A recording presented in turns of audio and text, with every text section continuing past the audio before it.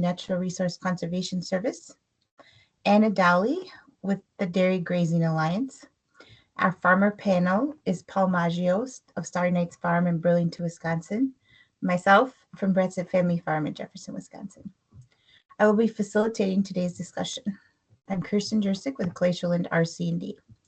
Glacierland RC&D is a nonprofit working across eastern Wisconsin. Our goals are to assure the quality of the natural resource base for future generations, provide area citizens with an attractive, healthy, and satisfying place to work, live, and play, thereby improving the standard of living for area residents. This is the first of 4 webinars funded by the National Association of Resource Conservation and Development Councils. So we'll be answering questions at the end of the presentations, and then we can stay on until about 12:15 to do so if we have a lot of questions. So as we move along, please put any questions in the chat, or at the end, just raise your hand or unmute and pipe up at the end of the meeting. So without further ado, I would like to introduce Melissa Bartz from the Natural Resource Conservation Service, abbreviated as the NRCS, to talk about the Conservation Stewardship Program, or CSP. Thank you for joining us, Melissa. Thank you, Kirsten. Thanks everybody for being here. Let me go ahead and share my screen. All right. So yeah, like Kirsten was saying, I'm Melissa Bartz. I am located at the Madison State Office in Madison for NRCS. I supervise a team of folks that manage the financial assistance programs. CSP, the Conservation Stewardship Program, is one of those. And Meredith Williams is going to be here. She's our lead on the program, but she couldn't be here, so I'm happy to fill in today. So what is the Conservation Stewardship Program? It's a program that rewards the participants for the current conservation that they are doing on their operation, and then it asks them to go a step further and do another activity. If you receive a contract, these are 5-year contracts, so a little bit longer than a lot of our other programs, but typically these are farmers that we've been working with in the past, and this is another step further to advance their operation. Eligible land uses includes basically everything we have here in Wisconsin. We've got forestry, crop, pasture, farmsteads, and then associated ag land, which would be, you know, those maybe grassy corners or areas associated with a crop field or a piece of forest ground that isn't really forest, but so it's odd corners, and we call it associated ag land. And then the program is available everywhere, in all counties and states. And I will put in a little plug here. Here in Wisconsin, we do lead the nation in the number of contracts that we have. So we've got a really high participation rate.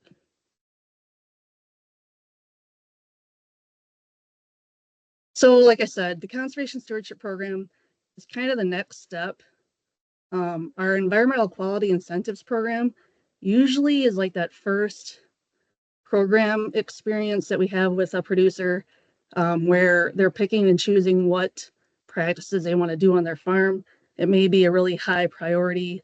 It may be like a ditch that's causing more issues on their farm, something that they want to correct. But after EQIP, when we typically solve the main issues on the farm with the producer, we're looking at that next program to keep building on our relationship, to take things a step further with conservation. And that's kind of where the stewardship program comes in.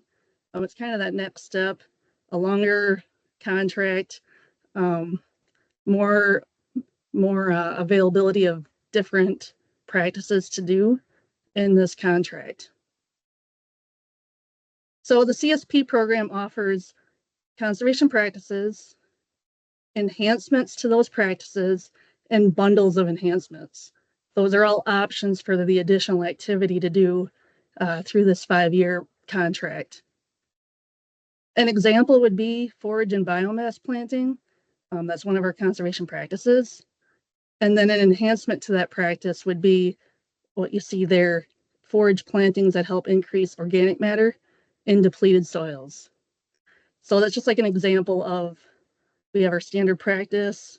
We can do that in a contract, or we could do the enhancement, which is a building on of the practice standard, like another step higher.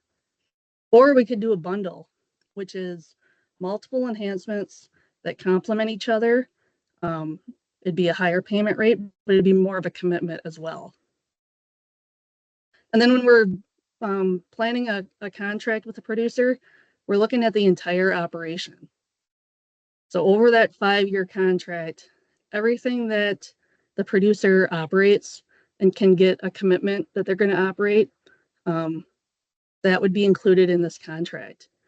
So if a producer rents land and they have a really good relationship with that landowner, and they know that they can have, there's a 5-year rental agreement on that land, that can be included.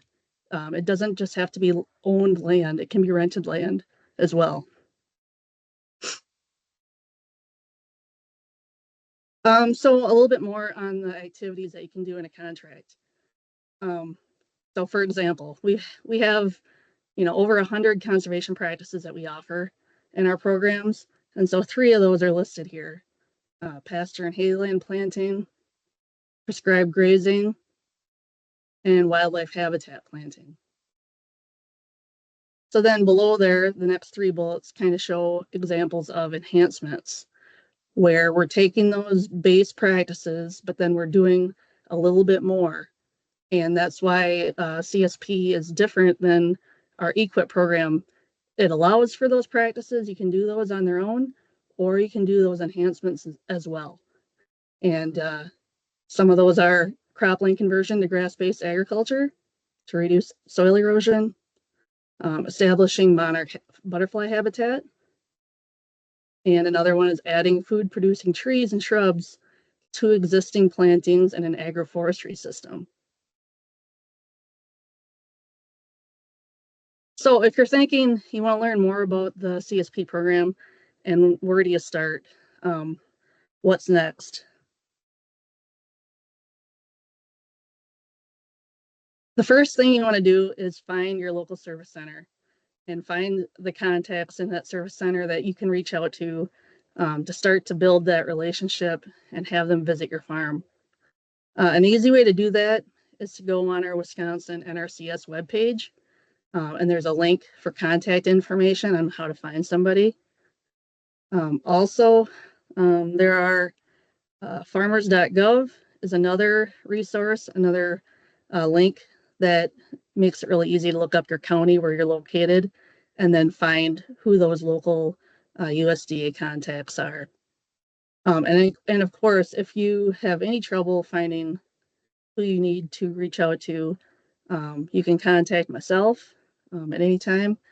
But usually the Wisconsin website for NRCS or that farmers.gov will lead you in the right direction.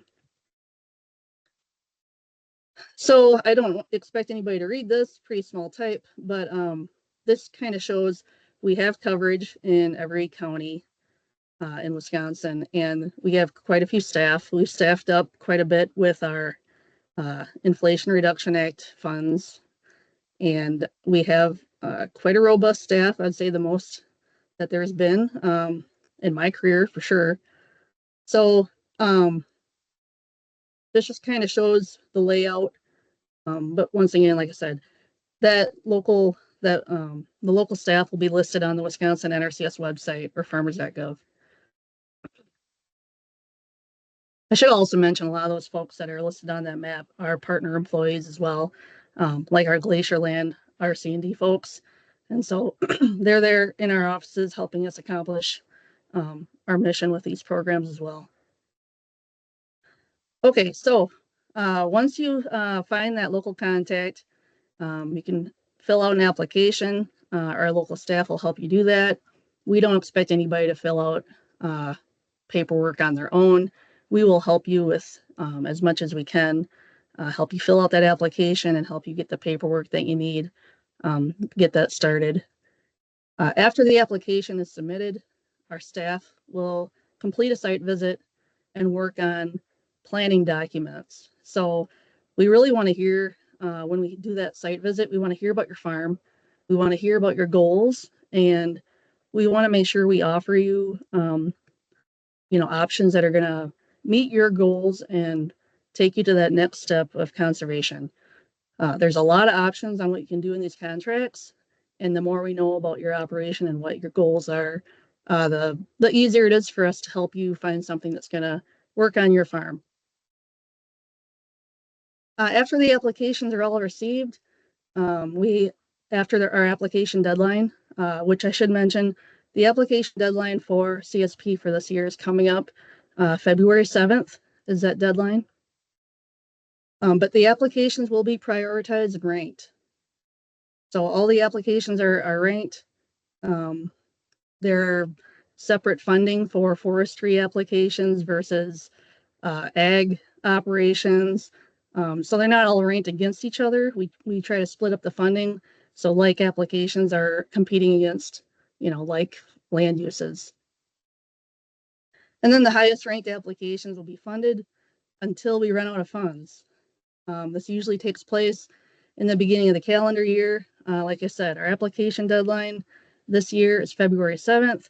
So then after that, the local offices will be finalizing the planning of these applications, what the farmers want to do, what practices they want to do in these contracts. And then we will start getting the money out so they can start creating contracts and then meeting with the applicants to sign those contracts.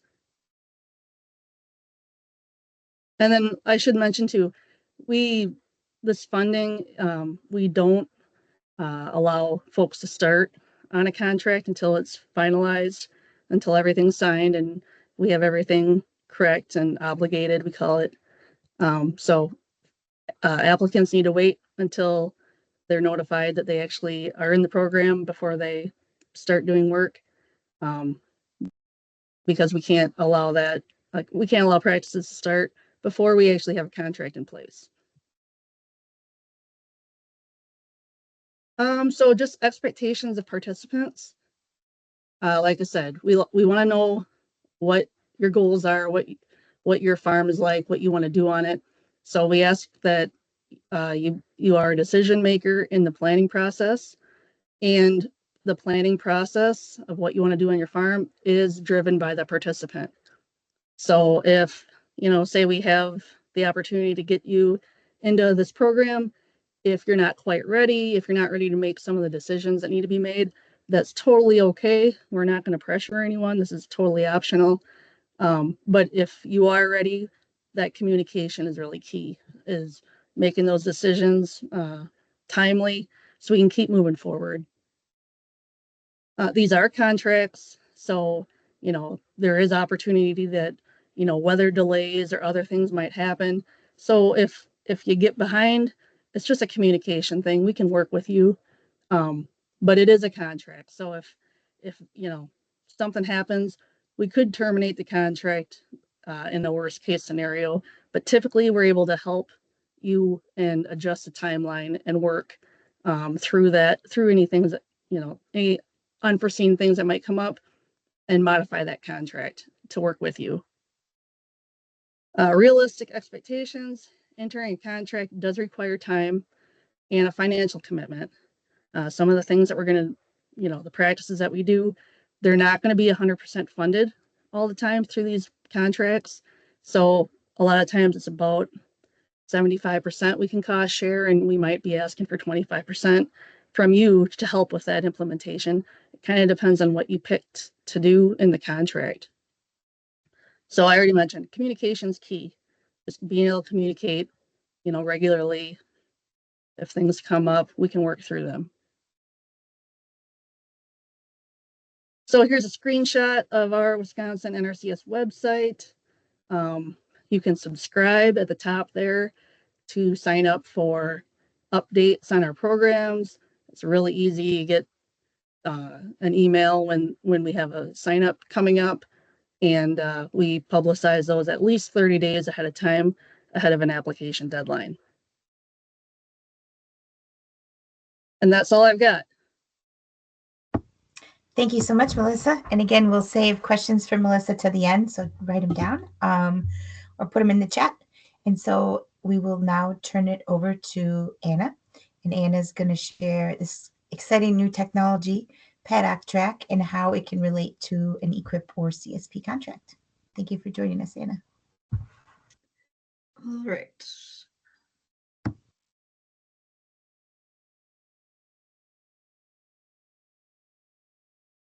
Can you see that?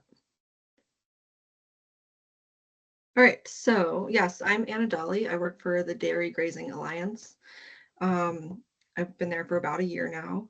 Previously, I worked for about 5 years on a grazing farm doing rotational grazing, bale grazing, cover crops, and some DNR grazing. So that's my background in grazing. And with the DGA, I'm working on this new PaddockTrac technology and this partnership with the NRCS. So PaddockTrac is a virtual pasture stick that gives real-time pasture data and other analytics. It uses a sonar device to measure forage height. It takes 50 measurements per second, and it uses GPS location on your smartphone. The data is then uploaded to the Grazing Wedge website where you would make an account, and a GIS-based technology talks to each other and pinpoints each measurement.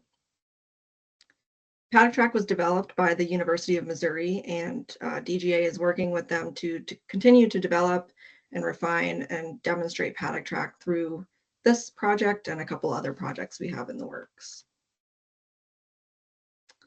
So the only requirements to participate in this program are that you are a current recipient of EQIP or CSP. So you just have to have a grazing contract through the NRCS. You don't have to be a DGA farm. You can be any size and have any type of grazing animal.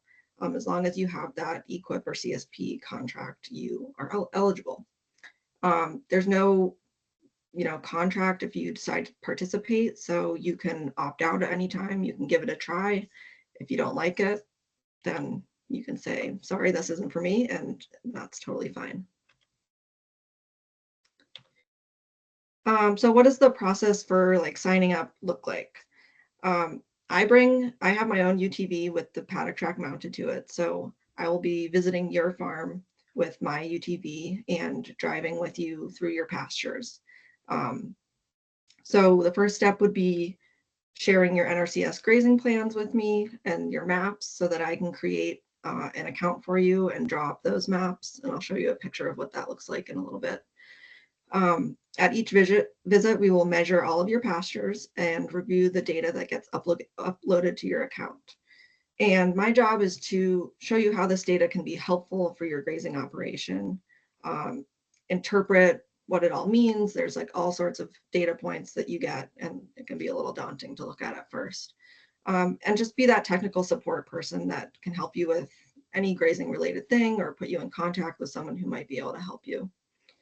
We'll discuss your operation and your goals, make sure the data is being analyzed in relation to how you're grazing. So number of animals, minimum and maximum residual, those can all be adjusted to meet your farm's needs. At the end of the season, I compile all of the data that we've taken from the 3 measurements and pick out the important data points to send to the NRCS.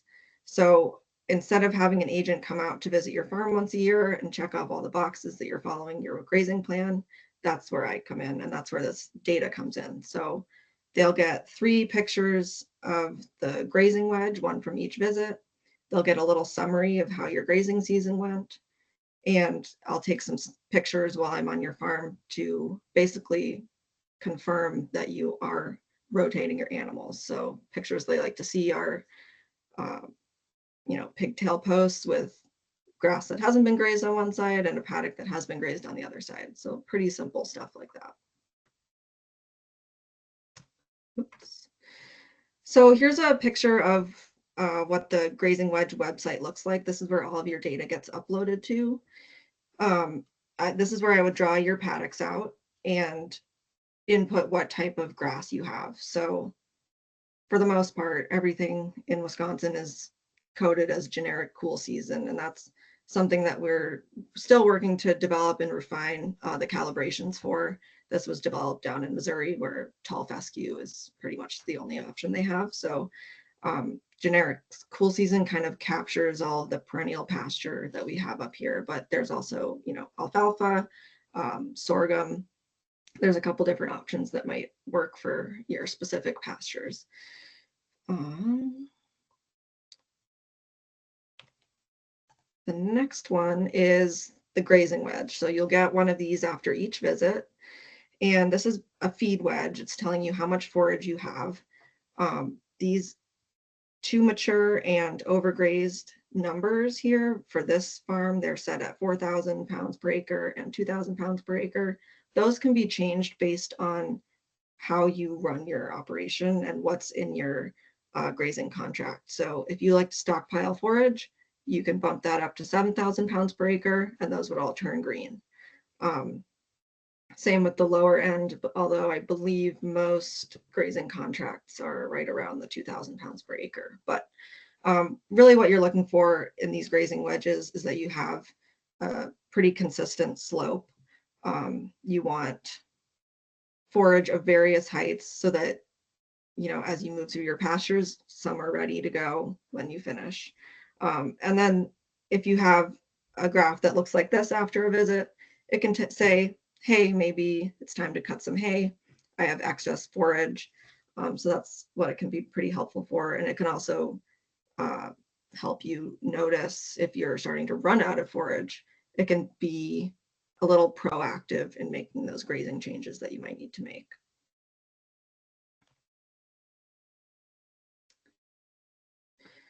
Here's another screenshot of some information that you would get. So some of the things that you can input would be what type of production you have. So do you have beef, cow, calf? Do you have stockers? Do you have dairy cows? Unfortunately, we don't currently have an option for sheep on there, but we can still make it work and just adjust the animal units to make the numbers work. So it'll give you information like growth rate, demand. It'll compare what your ideal pre and post grazing cover are to what you're actually seeing out there. And a fun one to see is your estimated cow days available. So there's some pretty helpful data on the grazing wedge.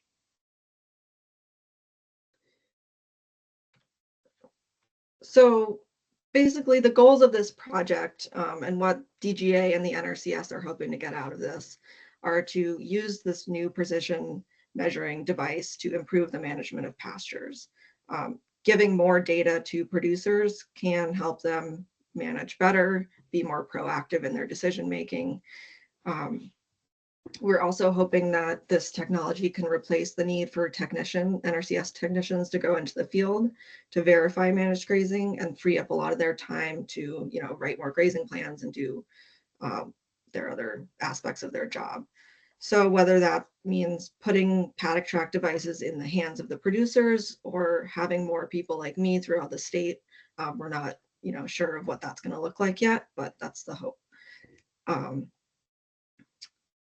So the other thing that we're hoping will come out of this is that this data can be correlated to other benefits of grazing. So it can be used to prove things like water, you know, soil health, runoff improvement, and the producer could get ecosystem service credits from this data being shown.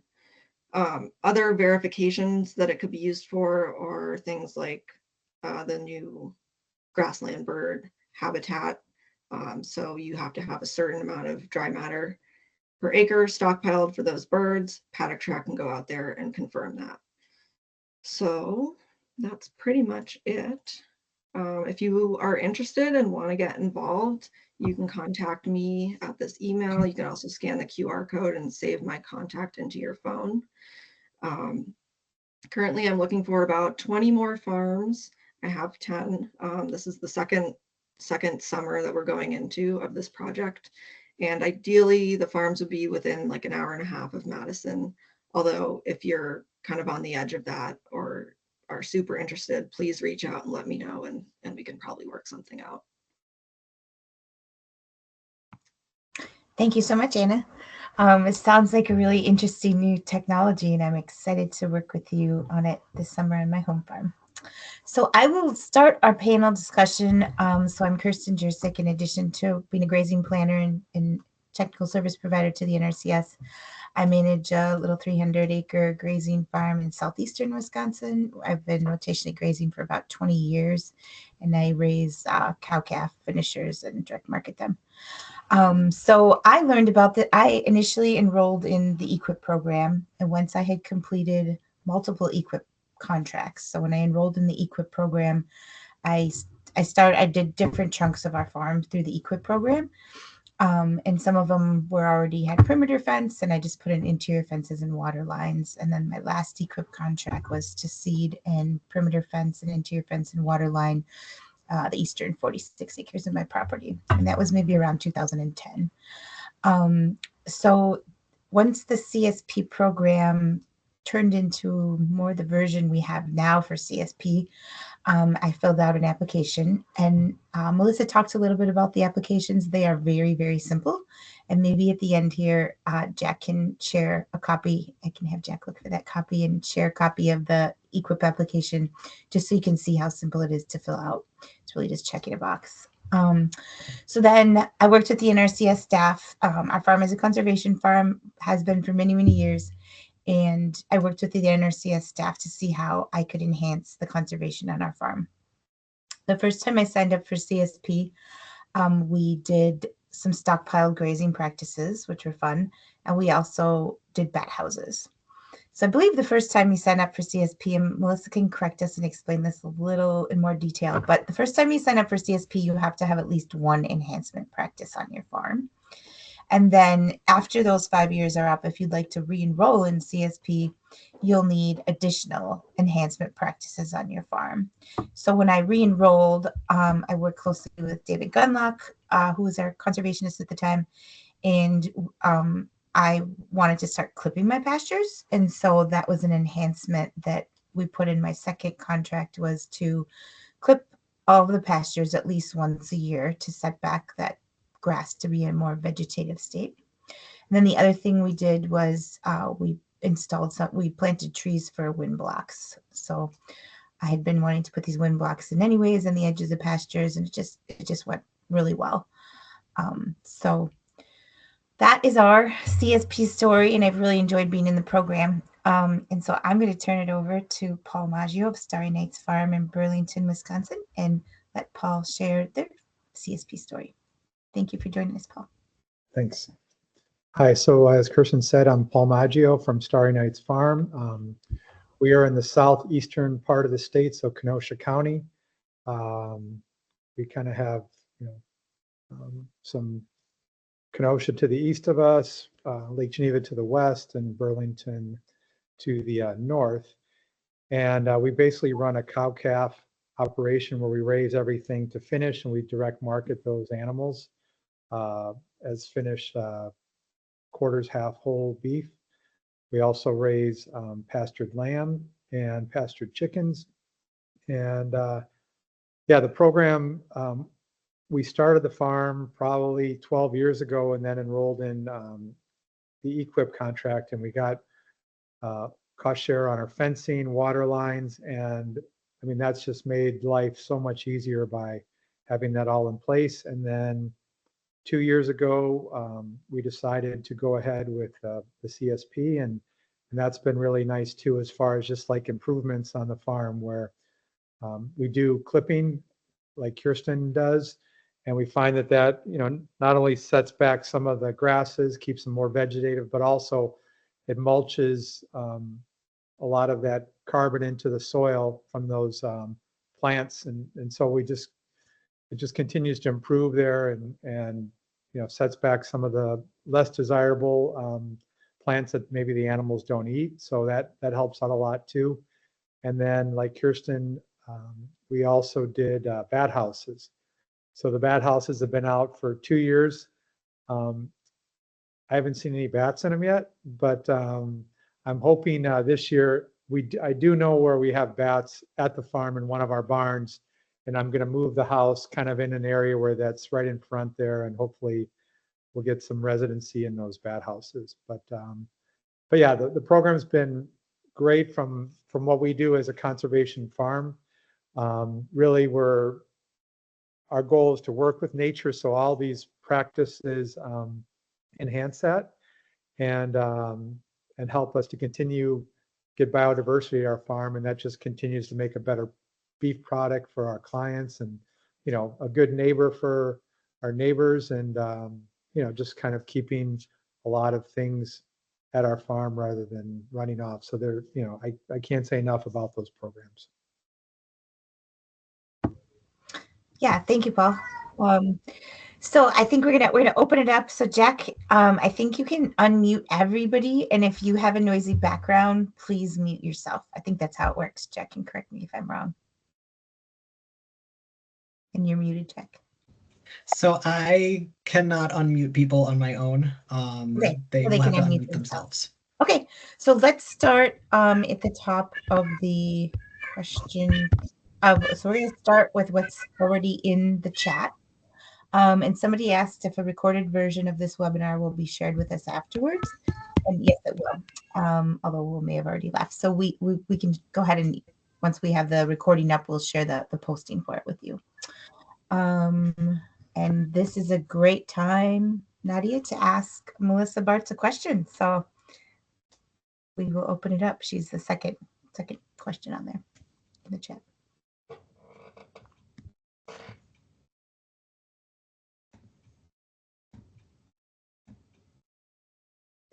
So I don't see Nadia ask any questions. So sorry, I was in the other room. Farmers are always multitasking, that's how it goes, right? And I was really pleased to hear Anna too. I actually used to be on the board for the DGA back when it was the Dairy Grazing Apprenticeship a million years ago. So it's good to know that we can freely use the PaddockTrac if we're in equip. So if you look more into it. Awesome. Yeah, so we are considering applying for CSP. We'll actually put an application when we're having a walkthrough of our farm here. I think it's happening on February 7th, so I'm confused. The deadline's February 7th, but they're walking through our farm on February 7th. So I should probably call up my person and be like, hey, does that mean we missed the deadline? Anyway, we are pretty new to a piece of land that we want to put CSP, and we've been grazing for like 10 years, but this piece of land, we're still seeding down with our equip money and putting in fence. We put in fence. We're not finished with it yet, but putting in a well. So the equip grant has been amazing, or the cost share for us. I'm wondering, is there any reason why we shouldn't apply for CSP? We've been encouraged by some people and discouraged by other people, saying, oh, well, you haven't finished seeding your pasture. You're not done your equip grant. We're really excited about either a pollinator strip or something along those lines. I'm wondering why maybe we've been discouraged and told that we wouldn't be getting enough points, or we maybe wouldn't qualify for it, or whether we should just try anyways. How many less points maybe could we get, I guess? Yeah, so the first thing you brought up was the deadline. So that deadline is only the deadline to fill out an application. So the NRCS folks are probably coming out because they have quite a few applications to get to, and the field visit doesn't need to be done by February 7th. It's just a matter of having that paper application done by that date. So they won't be done looking at all the farms by that date, but it's good that you have a plan, you have a date set for them to come out. That means it's moving forward. So that's good. As for being discouraged or encouraged for the program, I would say I would encourage you to apply. It's really up to you what you want to, how much time you want to devote and what you can manage. I mean, you've got a pretty good idea going through the equip program right now, what kind of time you need to devote to manage that contract and work with us through that. And if you want to sign up for another contract, by all means, sign up. I know there's a lot of demand, so there's no guarantee, you'll get in right away, but I would apply. There's no hurt in doing that. And you can apply and go through the process. And, you know, if you are offered a contract, you can decline. If you get to that point and maybe life has gotten really busy, you can say, I'm not ready for it right now, but keep my application on file. Okay, thank you. That's really helpful, Melissa. I guess my last question would just be, who determines the points that you get? Is it pretty black and white, or is there a gray area as to how your application is ranked when it's being submitted? You know, the points are based on how many practices, what things you're doing on that farm currently. And it sounds like you are on the path to getting a lot of the big things implemented and done. So I would encourage you that you're going to rank pretty high. It is all done in our software, and it is basically looking at each land use and, you know, are there any obvious, we call them resource concerns, but are there any obvious environmental concerns? And, you know, if it's a farm that we've never worked on before and they've never worked through any equip or worked through any contracts with us, there's a chance that that could happen. But since you've got an equip contract, it sounds like you're addressing all the big things and you're making your improvements. So I think you're a good candidate. Thanks, Melissa. Appreciate Yep. it. Thank you, Melissa. So I think at this time we're going to go to Joe, because Joe had some questions for Melissa about what are some examples of forest land plantings, and to Anna of how often you'd be out at the farm. I'm sure he had more, so we can turn it to Joe who asked those questions and let him ask his questions.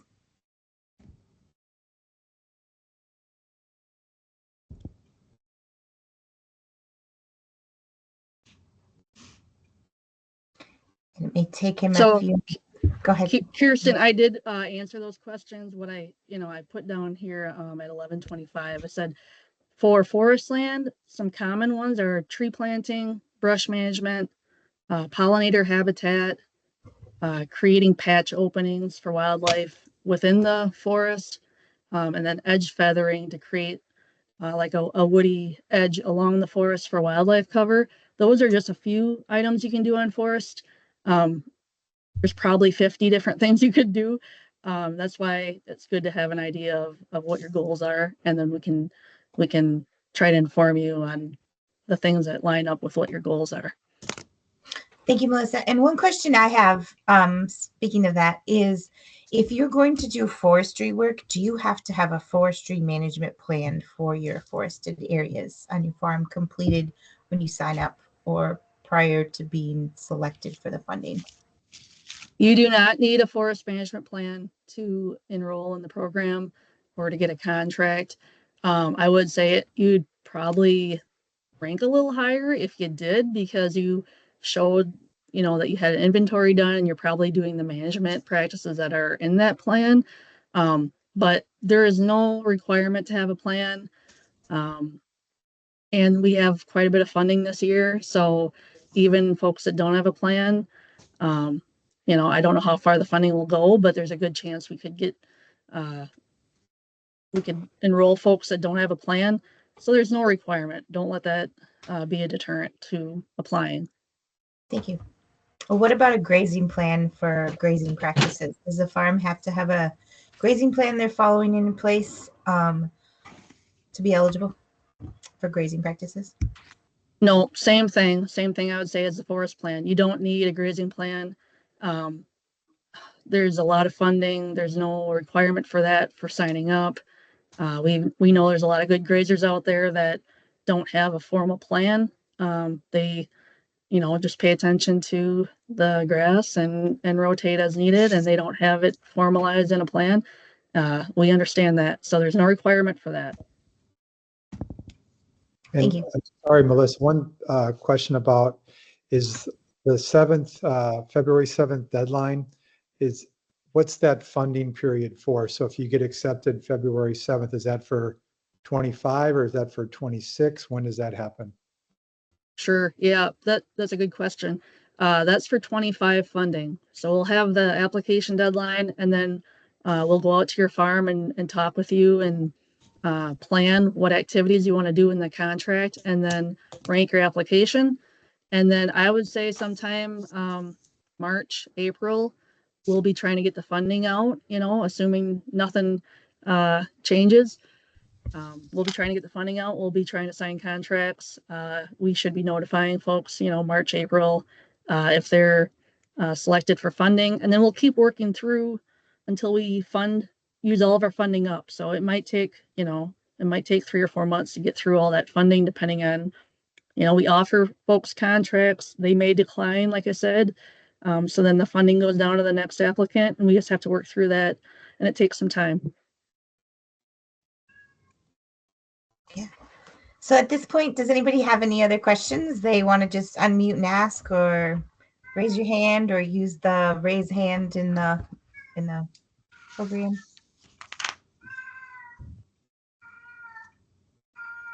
Sounds like that cat has some questions.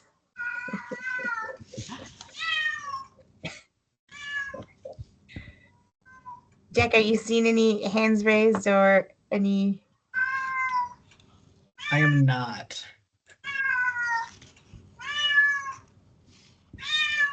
Okay, well, I am not seeing any other questions either. I can just say, and I think Paul will probably ditto this, that I've really enjoyed being in the CSP program, and it has definitely, the cost share has worked out well for us to provide environmental enhancements that work well with our farm goals and conservation goals. So I'm thankful to the NRCS for having this program. And yeah, I'm looking forward to working with Anna on PaddockTrac. And Jack, if you just want to share the screen of everybody's contact information, if they have follow-up questions, they'll know where to send them.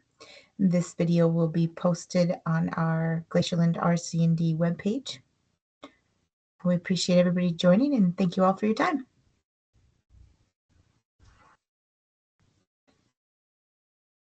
Jack, you can, unless anybody else has anything else, you can end the meeting, Jack.